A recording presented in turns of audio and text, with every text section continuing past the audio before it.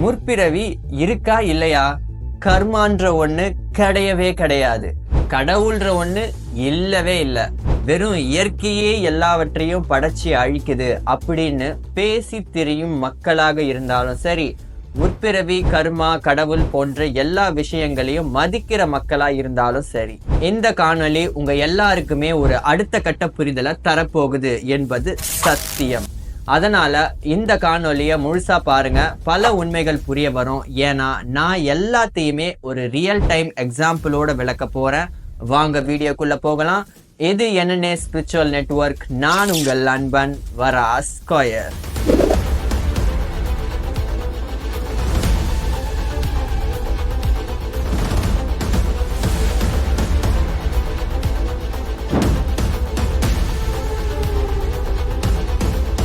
Okay, first thing, நான் ரொம்பவே பேசிக்கான விஷயத்துலேருந்து ஆரம்பிக்கிறேன். அது என்னன்னா, ஒரு வண்டின்னு இருந்ததுன்னா அது நகர்வதற்கு பல உள் உபகரணங்கள் தேவை. எடுத்துக்காட்டு என்ஜின், பெட்ரோல், ஸ்பேர் பார்ட்ஸ் மற்ற எல்லாம். அது மாதிரி தான் பல இடங்களுக்கு நகர்கின்ற இந்த மனித உடல் என்னும் வண்டிக்குள்ள பல உள் உபகரணங்கள் இருக்குது. அதுல கண்ணுக்கு தெரிகிற உடல் பாகத்தை பத்தி பௌதிக அறிவியல் முக்காவாசி விளக்கிடுச்சு. ஆனா எளிதில கண்ணுக்கே தெரியாதபடியான சூக்கும உள் உபகரணங்களும் உண்டு. அந்த விஷயத்தை பத்தி எந்த அறிவியலும் அதிகம் விளக்குறது இல்லை. அதை பத்தி தான் நாம இந்த காணொளியில விலாவரியா பார்க்க போறோம். இது எளிதில கண்ணுக்கு தெரியாதே தவிர கண்ணுக்கு தெரியவே தெரியாதுன்னு இல்ல. And then first thing first, இந்த பிரபஞ்சத்துல எளிதில கண்ணுக்கு தெரியாத விஷயங்கள் என்னென்ன, கண்ணுக்கு தெரியக்கூடிய பௌதிக விஷயங்கள் என்னென்ன என்பதை பத்திலாம் நாம 36 காணொளியில விலாவரியா விளக்கி இருப்போம். அதுல போய் நீங்க பிறகு பாருங்க. அதுக்கு முன்னாடி இப்போ நாம இந்த காணொளிக்கு வருவோம். வாங்க. நம்மளோட இந்த உடம்புக்குள்ளேயும் சூக்கும உள் உபகரணங்கள் உண்டு. அது எந்த மாதிரினா, இந்த போனு, கம்ப்யூட்டர் போன்ற கண்ணுக்கு தெரிகிற ஹார்ட்வேர் பார்ட்ஸ்குள்ளதான் கண்ணுக்கே தெரியாத சாஃப்ட்வேர்ஸ் இருக்குல்ல, அது மாதிரி நம்ம உடம்புக்குள்ள இருக்கிற ஹார்ட்வேர் பார்ட்ஸை பத்தி மருத்துவ அறிவியல் விளக்கிடுச்சு. ஆனா நம்ம உடம்புக்குள்ள மிகவும் சாஃப்டா பூ மாதிரி இருக்கிற சக்ராஸ் பார்ட்ஸ் பத்தி நவீன அறிவியல் விளக்குச்சான்னா இல்ல. அப்படி விளக்கி இருந்தா நாம எல்லாரும் இப்போ மரணம் அடைய வேண்டிய அவசியம் வந்திருக்காது. ஏன்னா நம்ம உடம்புக்குள்ள இருக்கிற கரணங்களை நாம ஒழுங்கா பார்த்துக்கிட்டா மரணத்தையே கடக்கலாம். அதத்தான் வள்ளலார் திரு வருட்பெருஞ்சோதி அகவல்ல சொல்றாரு, மரண பெரும்பினி வாரா வகைமிகு கரண பெருந்திரல் காட்டிய மருந்தேன்னு. எஸ், நம்ம உடம்புக்குள்ள இருக்கிற இந்த உள் உபகரணங்களுக்கு தமிழ்ல கரணம் என்றே பெயர். அந்த கரணத்தை நாம ஒழுங்கா பார்த்துக்கிட்டா நாம மரணத்தையே கடக்கலாம். ஒருவேளை நம்ம கரணத்தை நாம சரியா கவனிக்க தவறுவோமே ஆனால் மரணம் நிச்சயம் வந்தே தீரும். அதைத்தான் தமிழ் பழமொழியில சொல்லுவாங்க, கரணம் தப்பினால் மரணம் என்று. தமிழ் மொழியில மட்டும்தான் சாகா கல்வி வெளிப்படையா சொல்லி இருக்கிறதா ஞானிகள் சொல்லுவாங்க. ஆனா அது இவ்வளவு வெளிப்படையா சொல்லி இருக்கிறத நாம இப்பதான் பாக்குறோம்ல. அட ஆமா, ஏப்பா இது தெரியாம நான் பல பிறவி செத்து பிறந்திருக்கேனேப்பா. சோல்ஸ், அப்ப இந்த சக்ராஸ் சீரிஸ் காணொலியை நீங்க முழுசா பாக்குறது மூலமா கிட்டத்தட்ட மரணத்தையே கடக்கலாம். ஆனா அதுக்கு முன்னாடி முதல்ல இந்த கரணத்தை பத்தி நீங்க தெரிஞ்சுக்க வேண்டியது ரொம்ப ரொம்ப அவசியம். சரி வாங்க, நாம ஒவ்வொன்னா உள்ள கரண அடுக்குகளை பத்தி தெரிஞ்சுக்குவோம். முதல் சக்கரம் மூலாதாரம். முதல்ல இந்த சக்கரத்துக்கான பெயர் காரணத்தை தெரிஞ்சுப்போம். மூலம் கூட்டல் ஆதாரம் மூலாதாரம் ஆகும். மூலம் என்றால் அடி, வேர், தொடக்கம், முதன்மையான என்று பொருள்படும். ஆதாரம் என்றால் காரணம், தாங்குதல், அடிப்படை என்று பொருள்படும். ஆங்கிலத்துல கூறுவதாக இருந்தால் சோர்ஸ், ரூட் என்பார்கள். எஸ், இந்த சக்கரத்துக்கு ரூட் சக்கரா என்று ஆங்கிலத்துல பெயரும் உண்டு.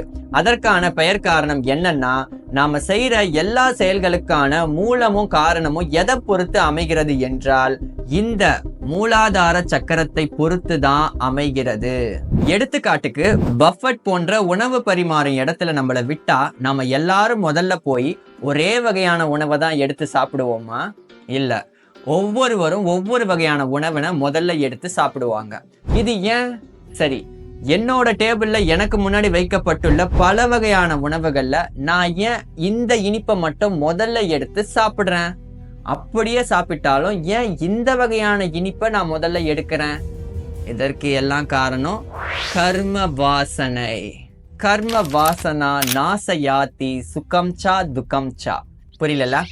சரி, இதுக்கான அர்த்தம் என்னன்னா, நம்முடைய கர்ம வாசனையே நமக்கு சுகத்தினையும் துக்கத்தினையும் தந்து நம்மள நாஸ்தி பண்ணுதுன்னு அர்த்தம். ஏன்னா இந்த வாசனைகளால தான் நமக்கு மிகப்பெரிய கர்ம துன்பங்களே ஆரம்பிக்குது. இது வெறும் சாப்பாடு விஷயத்துக்கு மட்டும் பொருந்துவன அல்ல. இந்த உலகத்துல நம்ம ஒவ்வொருவருக்கும் ஒரு வகையான விருப்பு வெறுப்புன்றது இருக்குது. அது எதை பொறுத்து அமையுதுன்னா, அவர்களின் சக்கர மாற்றங்களை பொறுத்தே அமையுது. அதே சமயம் இந்த மூலாதாரத்திற்கும் நம்முடைய கர்மாவுக்கும் அவ்வளோ தொடர்பு இருக்கு. இந்த மூலாதாரத்துல தான் நாம இந்த அண்டத்துல பல கோடி பிறவி ஆண்டுகளா செஞ்ச மொத்த வினைகளோட பதிவுகளும் கம்ப்ரஸ் ஆகி ஒரு சிறு அக்னி வித்தாக உள்ளடங்கி இருக்கு. அந்த அக்னியை தான் மூலாக்னி என்றும் மூலாதாரம் என்றும் குண்டலினி என்றும் அண்டவித்து என்றும் அழைப்பர். அந்த மூலாக்னியில தான் அண்டத்தையும் பிண்டத்தையும் இணைக்கிற மூலவித்து இருக்கு. அதத்தான் வள்ளலார் பிண்டத்தில் அண்டம் பீஜம் என்பார். பீஜம் என்றால் அண்டவித்து என்று பொருள். நம்முடைய மூலாதாரத்துல ஒரு அக்னி இருக்கு. அத ஔவையார் மூலாதாரத்து மூண்டெழும் கனலை காலால் எழுப்பும் கருத்தறிவித்து அப்படின்னு சொல்றாங்க. திருமூலரும் இந்த அக்னியை பத்தி இப்படி குறிப்பிடுறாரு. எருவிடும் வாசற்கு இருவிரல் மேலே கருவிடும் வாசற்கு இருவிரல் கீழே உருவிடும் ஜோதியை உள்க வல்லாருக்கு கருவிடும் சோதி கலந்து நின்றானே அப்படின்னு சொல்றாரு. அதாவது திருமூலர் என்ன சொல்றாருன்னா, இந்த எருவாய்க்கு மேல கருவாய்க்கு கீழே ஒரு உருவான ஜோதி இருப்பதாக கூறுகிறார். இதத்தான் வள்ளலார் தன்னுடைய அக அனுபவத்துல சொல்றாரு. ஜோதிமலை ஒன்று தோன்றிற்று, அதில் ஒரு வீதி உண்டாச்சிதடி அம்மா வீதி உண்டாச்சிதடி அப்படின்னு பிக் லைவ் பார்ட் 2 பார்த்தவங்களுக்கு இப்போ நல்லா புரியும். சரி, அதெல்லாம் அவங்க அனுபவம். என் அனுபவத்துக்கு இப்போ ஒரு மண்ணும் தெரியல மழையும் தெரியலன்னா பரவாயில்ல. நம்ம மூலாதாரத்துல ஒரு அக்னி இருக்கு பாய். ஒரு ரியல் டைம் எக்ஸாம்பிளோட சொல்லணும்னா, நமக்கு எப்பப்பெல்லாம் காம உணர்ச்சி வருதோ அப்ப நீங்களே உங்க மூலாதார உறுப்பை கொஞ்சம் தொட்டு பாருங்க. நீங்களே அந்த உஷ்ணத்தை கைப்பட உணர முடியும். அதே சமயம் இதையும் மறக்காதீங்க, புகைப்பழக்கம் உடம்புக்கு கேடு, சுய இன்ப கைப்பழக்கம் உள்ளுடம்புக்கு கேடு. சரி, பேக் டு கண்டென்ட். உங்களுக்கு வர காமம் உங்களின் கர்மாவின் அடிப்படையிலேயே வருது. எவன் ஒருவன் தன் காமத்தை கடக்குறானோ அவனே விதியை வெல்ல ஆரம்பிக்கிறான்னு அர்த்தம். ஆனா இந்த காமத்தை கடக்கிறது மிக எளிமையான விஷயமே கிடையாது. அதே சமயம் முடியாத விஷயமும் கிடையாது. அதை கடப்பது எப்படின்னு பிறகு பார்ப்போம். இப்போதைக்கு நான் கர்மா பத்தி விளக்கிட்டு இருக்கேன், அதுக்கு வரேன். வேறு எந்த வகையில உங்க அடியில ஒரு மூல வஸ்து இருக்கு என்பதை உணரலாம்னா, நீங்க எப்பப்பெல்லாம் ரொம்ப பாசத்திலையும் அன்பிலையும் கண்ணீர் விட்டு அழறீங்களோ அப்ப எல்லாம் உங்க மூலாதாரத்துல ஒரு சிறு அதிர்வு, ரொம்ப வேகமா துடிக்கிற மாதிரி, ஒரு சிறு கோலி குண்டு ஆடுற மாதிரி ஒரு உணர்வை நீங்க பார்க்கலாம். அதுக்கு காரணம், நீங்க யாருக்காக அழறீங்களோ அவங்களுக்கும் உங்களுக்கும் ஏற்கனவே ஒரு காமிக் ரிலேஷன்ஷிப்போட தொடர்பு இருக்கணும். அதாவது உங்களுக்கும் அந்த நபருக்கும் பல பிறவி ஜென்ம தொடர்பு இருக்கணும். அதனாலதான் அது சம்பந்தமான விஷயம் நடக்கும்போது அந்த பிறவியோட உணர்வு தானாக பீறிக்கிட்டு வெளியில வருது. பாத்தீங்களா அந்த ஃபீலிங்ஸு?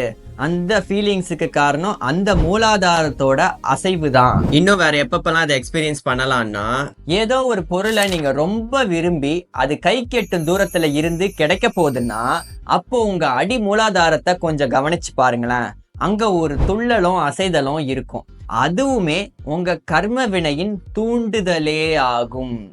ஏன்னா நம்முடைய விருப்பு வெறுப்பு எல்லாமே அவர்களின் கர்ம வினையின் படியே அமைகிறது. பட் இது எல்லாமே சரி பண்ணக்கூடியதுதான் வழி இருக்கு. சரி, இதையும் நான் ஏற்க மாட்டேன் என்றால் நீங்க மூலாங்க பிரணவ தியானம் பண்ணி பாருங்க. உங்களுக்கே அடி மூலாதாரத்துல ஒரு உஷ்ணத்தையும் அதிர்வையும் அனுபவத்தின் கண் மிக எளிமையாக உணரலாம். ஆக ஏதோ ஒண்ணு இந்த மூலாதாரத்துல இருக்கு தல. அதனாலதான் எல்லா ஞானிகளும் மூலாதாரத்தை பத்தி பேசியிருக்காங்க.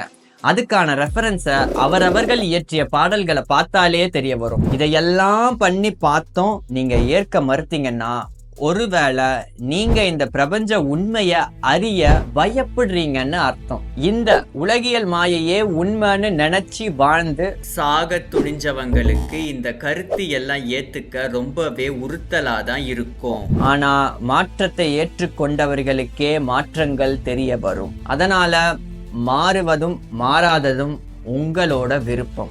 பட் சொல்றது என் கடமை, சொல்லியாச்சு. சரி, நான் இப்போ விஷயத்துக்கு வரேன். ஒரு நல்ல அழகான ஓவியத்தையும் கட்டிடத்தையும் எதுல தெரிஞ்சுக்கலாம்னா, அந்த ஓவியமும் கட்டிடமும் உருவாறதுக்கு முன்னாடி மெல்லிசா போடப்படுகின்ற வரி வடிவங்களை வச்சே தெரிஞ்சுக்கலாம் இது எந்த மாதிரியான அவுட்புட்ல வரப்போகுதுன்னு. அது போலதான் இந்த உள் உடம்பு என்ற வீட்டை இறைவன் கட்டும்போது மெல்லிசான இந்த வரி வடிவங்களை வச்சுதான் உருவாக்கி இருக்காரு. அதுக்கு அகவல்லே ரெஃபரன்ஸும் இருக்கு. வண்ணமும் வடிவமும் மயங்கிய வகை பல அன்னுர வகுத்த அருட்பெருஞ்சோதி. அதனால உங்க வீட்டோட உட்கட்டமைப்பை பத்தி நீங்க தெரிஞ்சுக்க வேண்டியது ரொம்ப ரொம்ப அவசியம். இல்லன்னா உங்க வீட்டை நீங்க பாதியிலேயே இழக்க நேரிடும். அதுக்கு பேர் தான் மரணம். ஆக 7 சக்கரங்கள், 5 வகை உடம்புகள், 3 முக்கிய நாடிகள், 1 மனித வாழ்வு, இதை எல்லாத்த பத்தியும் நீங்க புரிஞ்சுக்கிட்டாதான் இந்த வாழ்க்கையிலேயே பெற வேண்டியதை பெற்று மீண்டும் பிறவியில சிக்காம சிறப்பா வாழலாம். சோ இந்த சக்கரங்கள் பத்தியும் வாழ்க்கை பத்தியும் நான் 1 மணி நேர வகுப்புல விளக்கலான்னு இருக்கேன். அதுல நீங்க தயவு செஞ்சு வந்து கலந்துக்கோங்க. உண்மையிலேயே உங்களுக்கு உங்க வாழ்க்கை மீதும் பிறவி மீதும் அக்கறையும் என் சொல்லின் மீது நம்பிக்கையும் இருந்தால், இல்லாட்டி இருக்கவே இருக்கு புறமாய் பல, அதுல போய் சிக்கி வாழ்க்கையை கொடுத்துக்கிட்டு போய்கிட்டே இருக்கலாம். எதுவா இருந்தாலும் உங்க விருப்பம்தான். ஏன்னா முடிவெடுக்கும் சுதந்திரத்தை இறைவன் உங்ககிட்ட கொடுத்துட்டாரு, பார்த்துக்கோங்க. அகைன் சொல்ல வேண்டியது என் கடமை, சொல்லிட்டேன். சரி, நான் உங்களை அடுத்த பதிவுல சந்திக்கிறேன். அதுவரை உங்களிடமிருந்து விடைபெறுவது இது NNA ஸ்பிரிச்சுவல் நெட்வொர்க். நான் உங்கள் நண்பன் வரா ஸ்கொயர்.